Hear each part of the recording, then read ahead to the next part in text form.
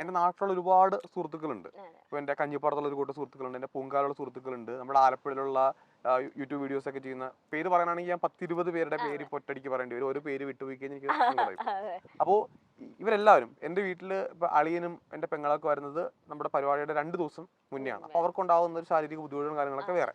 പിന്നെ എന്റെ സിസ്റ്റർ എന്ന് പറയുന്നത് ഭയങ്കര യങ്ങാണ്. അപ്പൊ അവളും ഒരുപാട് കാര്യങ്ങൾ അവൾക്ക് ചെയ്യാൻ പറ്റുന്ന ഒരു സൈഡിൽ നിന്ന് അവൾ അങ്ങനെ ചെയ്തു പോകുന്നുണ്ട്. പക്ഷെ ഇത്രയും നമ്മൾ പ്ലാൻ ചെയ്ത പോലത്തെ പരിപാടി നടക്കണമെന്നുണ്ടെങ്കിൽ 1-2 ആൾക്കാർ പോരാ. അപ്പോ ഈ ബിഗ് ബോസിലെ ആൾക്കാർ സാധാരണ നമ്മൾ എപ്പോഴും വിചാരിക്കുന്നതാണ് അവർ വന്ന് അതിഥികളായിട്ട് വരും, അവർ വന്നിട്ട് കുറച്ച് സമയം സ്പെൻഡ് ചെയ്യും, അവരങ്ങ് പോകും.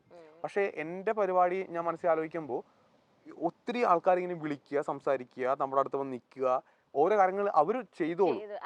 അത് വലിയ കാര്യമല്ലേ അവർ വന്ന് ചെയ്യുക. അതായത് ഇപ്പോൾ ഒരു വളരെ ചെറിയ കാര്യമാണ് നേരത്തെ ഞാൻ പറഞ്ഞത്, ഒരു ഡോർ തുറന്നു തരിക, ഒരു എൻട്രി മ്യൂസിക് ഇടുക.